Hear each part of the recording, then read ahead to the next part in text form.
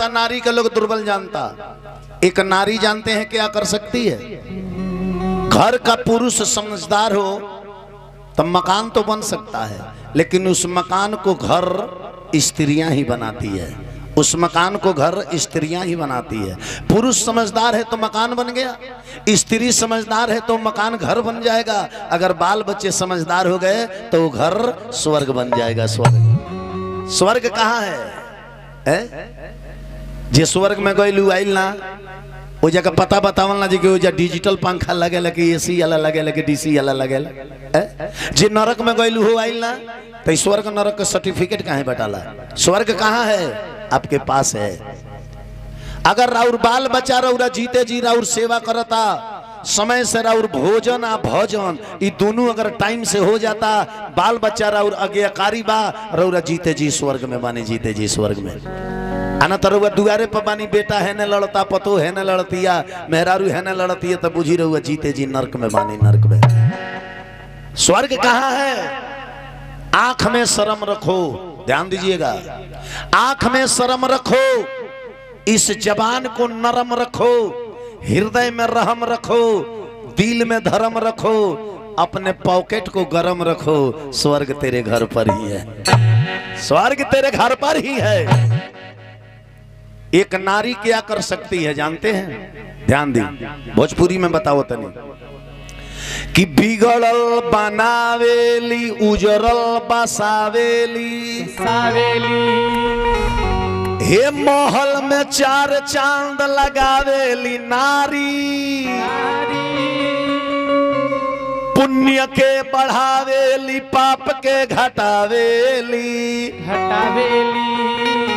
मुक्ति के मार्ग देखलावेली नारी, पुत्र के पढ़ावेली, उचित सिखावेली, वीर व्रतधारी बनावेली नारी, वक्त पर संहारेली, फांसी से उतारेली, मौत के मुंह से छुड़ावेली नारी।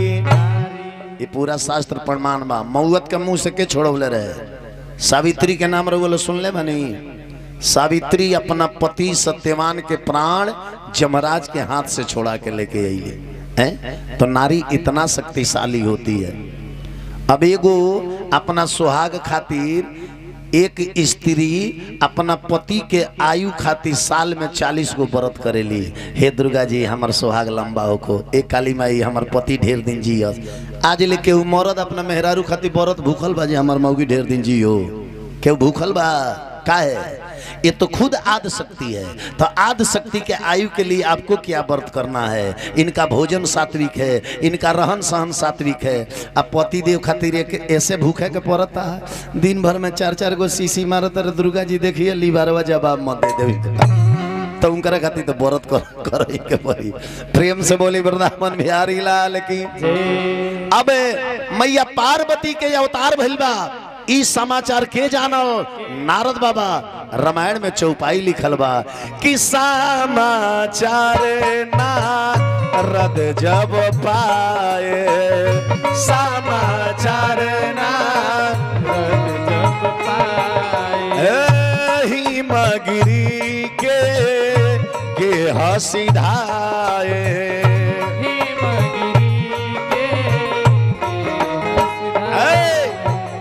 समाचार जब नारद बाबा सुननी की राजा हिमांचल के घरे आद शक्ति जगदम्बा के अवतार भइल बा। जानता नहीं का भइल? मोबाइल वाला लगा दे चार्ज में, ले जा।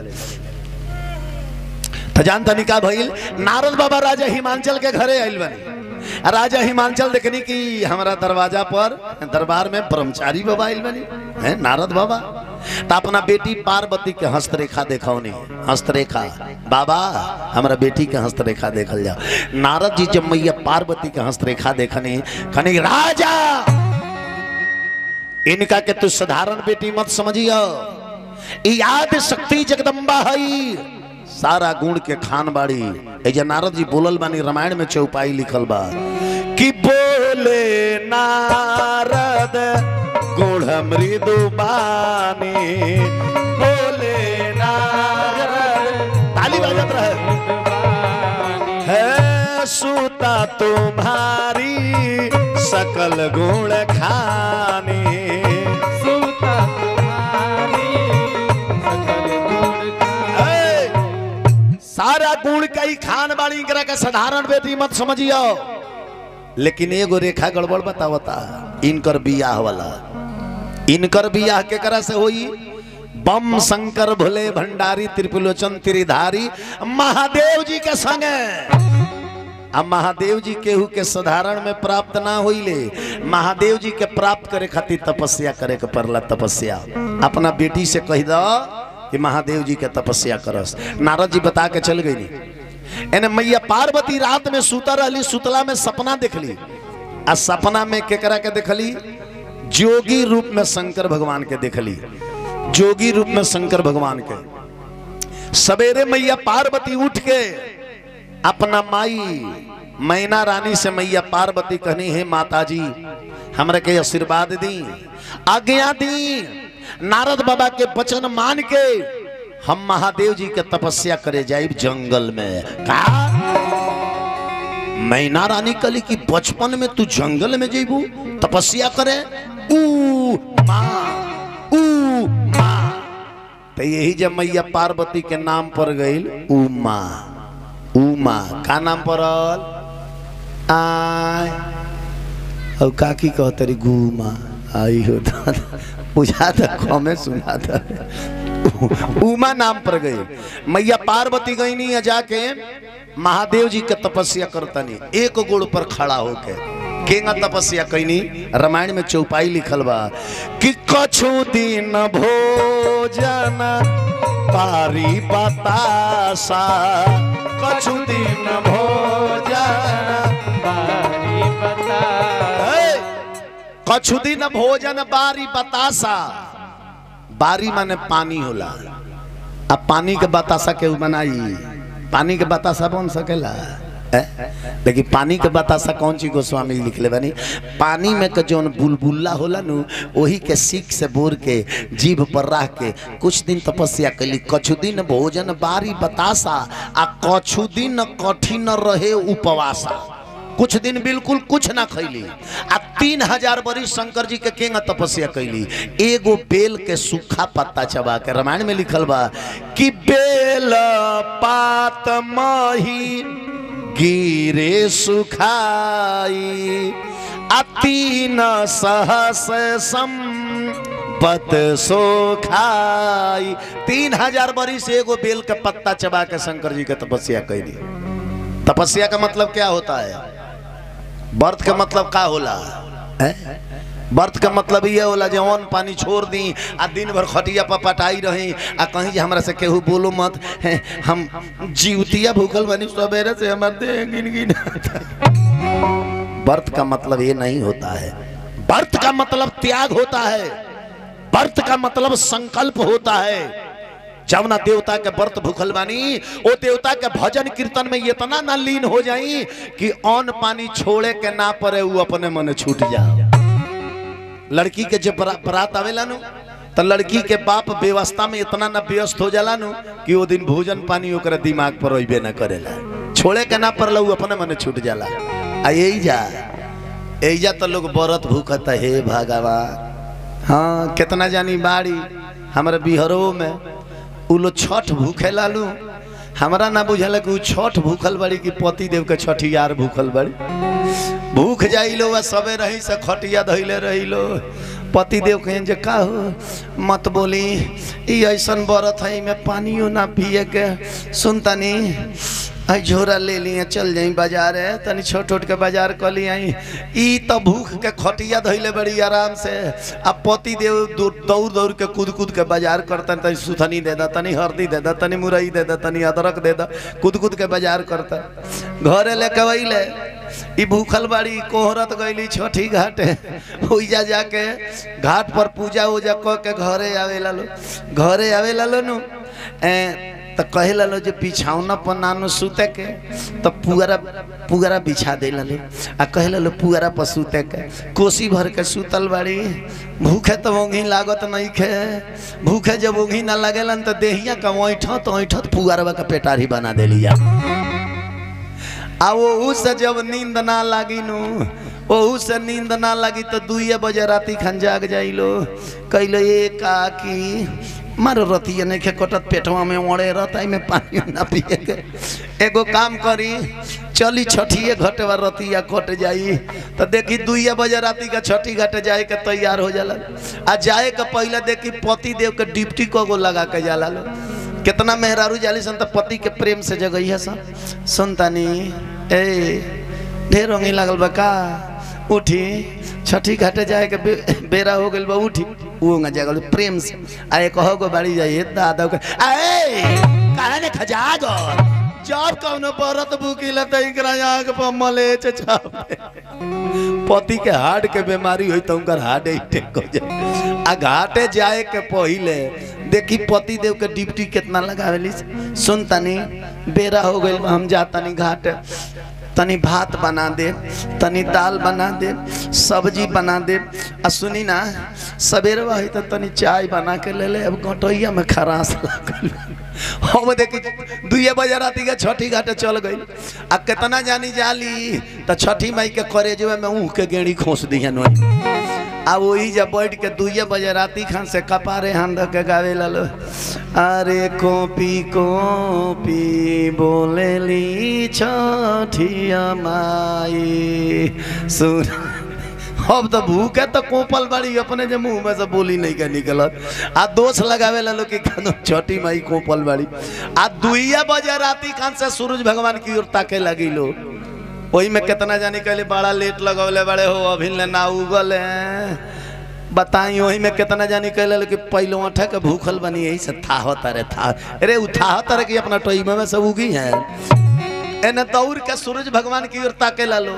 आ तिरछा ठेकुआ की ओर ताके ला लो कभी धाही देते जे ठेकुआ लो के सुधिया देती आ घरे वहीला के बाद माड़ भात आ दाल लेके खा के पड़ल बड़ी केहू बोली मत दे गिनगिनाता पति देव कहले जे खैलू है कहली जे कहाँ खाइल जाता गोठिए चिल्ला गइल खाइल जाते नहीं खे चावल में से आधा खत्म बा विचार करो बबुआ तो ना बुझाला जे लोग कौन व्रत करेला व्रत का मतलब त्याग होता है एगो व्रत पर अगर एगो बुराई त्याग कर लिया तो इंसान सुधर जाये लेकिन नहीं जब व्रत भूखल अन्न छोड़ल जाये व्रत भूख कहीं अन्न छोड़ दिया लेकिन बुरा आदत ना छोड़ाई वो ना छूटी अरे छोड़ना है तो बुरा आदत छोड़िए अन्न छोड़ने से क्या होता है अगर व्रत कैला से भगवान मिल जाए तो भूखा रहला से तो कितना भूखा दुखा भिखारी बड़े जो 40-40 घंटा उनकर खाने नहीं का मिला तो उनकर के तो पहले ही भगवान दर्शन देते व्रत में अन्न छोड़ने से पहले अपने बुरा विचार बुरा आचरण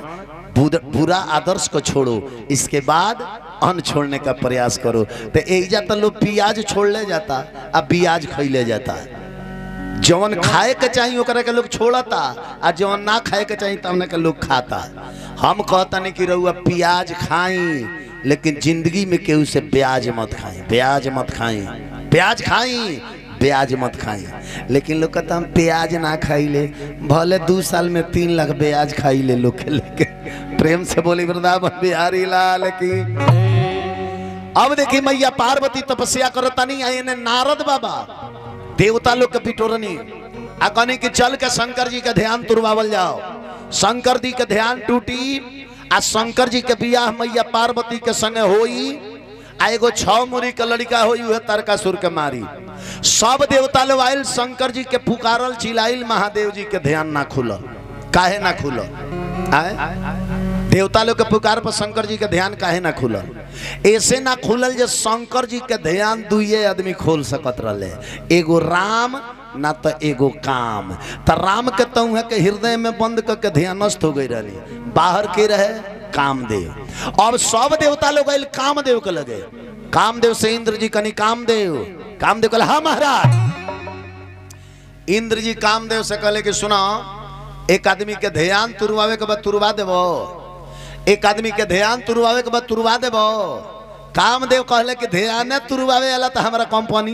चलेला वही के कंटरा के ली ले केकर ध्यान तुरवावे के बाद इंद्र जी कहने की शंकर भगवान के शंकर जी के नाम सुन के कामदेव के करेजा धड़कता ऐसा आदमी के ध्यान तुरवावे के बाद आइलो देवता हुआ न गइलो देवता हुआ। कहीं जे खुशी मन से तकले तब तो है शरीर सोना के बना दी है। आ कहीं खिसियलका में तीसरका मखिया खोलल है जौनो दहिया बा दरिये पर जरा के राखी बना दिए।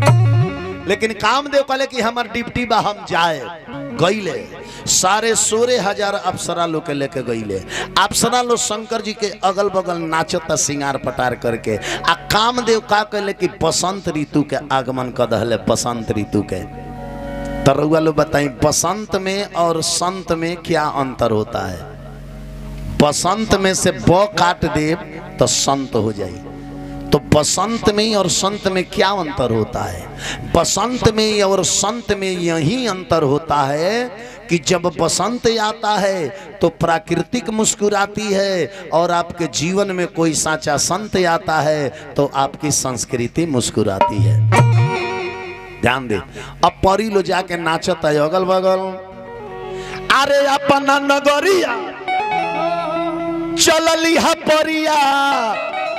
अरे वो ठिचमका के नाचे गावे लगली। अरे वो ठिचमका के नाचे गावे लगली। परी परी अरे परी भोला जी के मनमा डोला में लगली हो। परी भोला जी के मनमा डोला में लगली। परी लो जाके नाचता। नचली है गवली है तुरली है तानमा। नचली है गवली है तुरली है तानमा। अरे तबो नहीं टूट राम भोला के ध्यानवा। तबो नहीं टूट राम भोला के ध्यानवा। कोयली जतनवा टूटला ध्यानवा। अरे मन मन परिया लजाए लगली। ध्यान ना टूटल तो परी लो लजा गई चकरा के गिर गई। परी लो कहता मार रे ई बुढ़ऊ के आँख बंद कैले बड़े रे। नाचत नाचत चकर आ गल तो बहन करे आँख ना खुल। कामदेव कहले कि हमार तो बेइज्जती हो गई। हमारा इला पर केहू के ध्यान ना टूटे। कामदेव एगो आम के पेड़ पर चढ़ गईले। आ पतई में लुका के आ धनुष पर बाण चढ़ा के आ जब घींच के काममोहक बाण मरले आ शंकर जी के करेजा में जब काममोहक बाण लागल तो शंकर जी का दोनों आंख बंद बा। एक बेर भक दे तीसरा नेत्र खुल गई। जब तीसरा नेत्र खुलल आ एकर फोक से जाके कामदेव पर पड़ल है। कामदेव तो दरिया पर जर गईले। कामदेव जर गईले। कामदेव जर गईले तो देवता लोग थर थर थर थर कांपता है। बाबा खिसियले यहाँ खोलले बड़े। कामदेव कहता जराइए दले कहीं हमनियों का मत झोंकार दे सीधा। अब देखिए कामदेव के औरत के नाम रहे रति। कामदेव के धर्म पत्नी के नाम रहे रति। वो रति जाके शंकर जी के दरबार में रोवे लगली। हे महादेव अरौरा दरबार में लोग अपन सुहाग मांगे आवेला आ हमार सुहाग रउआ दरबार में अइला तो साफा फाइनल क दहनी एकदम 0-0। प्रसन्न होई महादेव जी प्रसन्न होई प्रसन्न होई। तो देवता हो के तो महादेव जी नियत ना खिसियाते देरी ना मानते देरी। शंकर जी मान गए नहीं। शंकर जी कहने की जा रति जा आज से तहार पति अनंग रूप में बिना अंग के निरंकार रूप में सबका शरीर में ही निवास करी हैं। लेकिन जब द्वापर युग आई आ द्वापर में जब जदु वंश में कृष्ण के अवतार हुई तो तहार पति कामदेव कृष्ण के पुत्र रूप में जन्म ली हैं जहां इनकर नाम प्रद्युम्न पड़ी। ध्यान एजा रामायण में चौपाई लिखल बा। गोस्वामी जी लिखले बानी कि जब जदु वंश कृष्ण अवतारा। जब जदु वंश कृष्ण अवतारा। हो ही धरनी धारा महामही भारा। हो ही धरनी धारा महामही भारा। हो ही धरनी धर महामही भारा। कृष्ण तनय हो ही पति तोरा अब वचन अनयंथा हो ही नमोरा। हमार वचन को वो झूठ ना हो जा। रति चल गईली।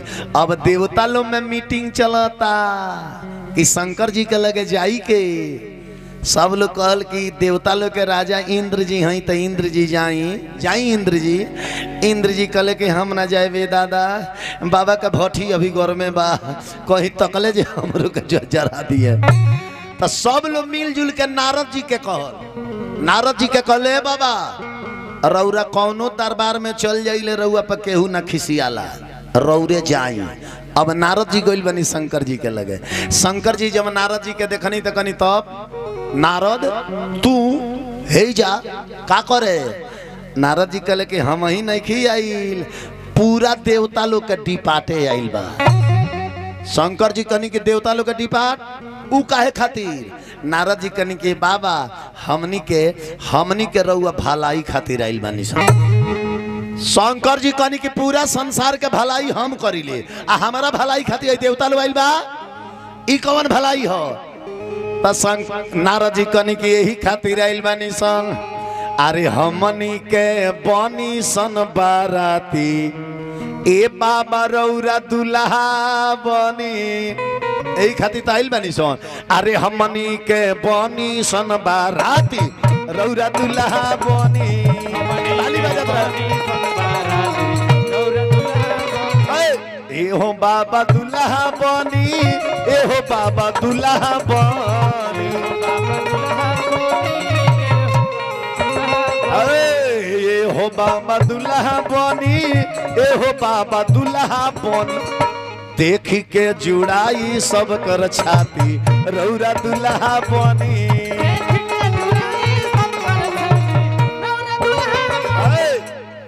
तो हई सिंहा वाला सिंहा लई है आ हई घोड़ा वाला घोड़ा लई है हई हाथी वाला लई है अपन हाथी रौरा दुल्हा बनी।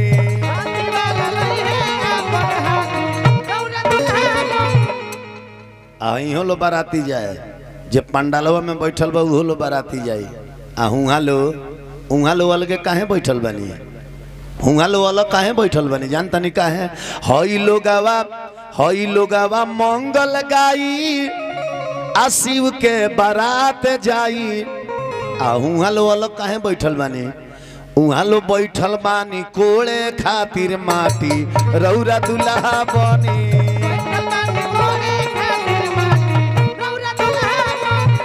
उहाँ लो अलगे गोल बनल मानी कि हमने के शंकर जी के माटी कोड़े चल जाई उहाँ लो बैठल बानी कोड़े खातिर माटी रौरा दुल्हा बनी।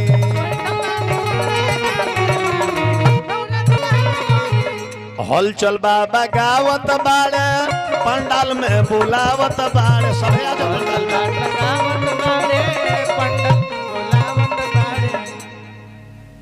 आ पंडालवा में आके बैठल जा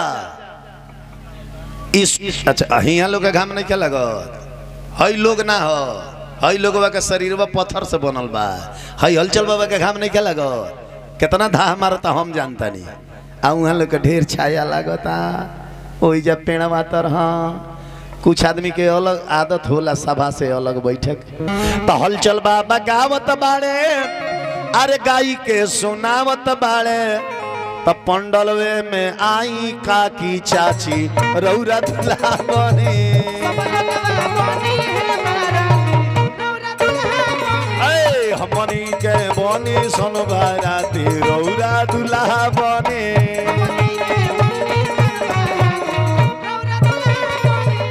प्रेम से बोली वृंदावन बिहारी लाल की बाराती सबे जाइनु सबे जाइनु साउंड वाला साउंड लेके आ संगे अपन डीजे लेके आ बजावे खाती जई है न उनकर साथी रौरा दुल्हा बनी।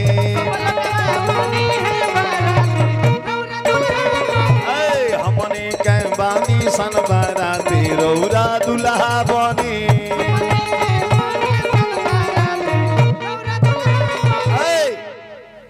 शंकर जी सुननी बियाह के बात करने के हमार बियाह हमार एक तो बौरा दूसरे दुआ आ कौन कन्या करिए हमारा से बियाह। नारद जी कनिए बाबा ई बौरा दुआ में नहीं खे रखो जेकरा प्रेम जेकरा से लाग जाला नु उ ओकरा खातिर सर्वश्रेष्ठ हो जाला। ई प्रेम बौराह दुआह ना देखेला कि प्रेम चिन्हेला नयादी में कवन जात प्रेम चिन्हेला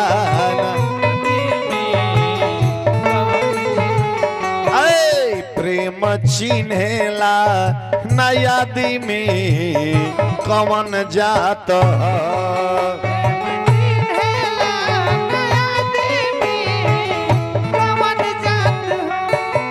प्रेम नाचिल निराई ठिकी हो प्रेम नाचिल निराई ठिकी झूठ भात त प्रेम चिन्हेला नयादी में कवन जात प्रेम चिन्हेला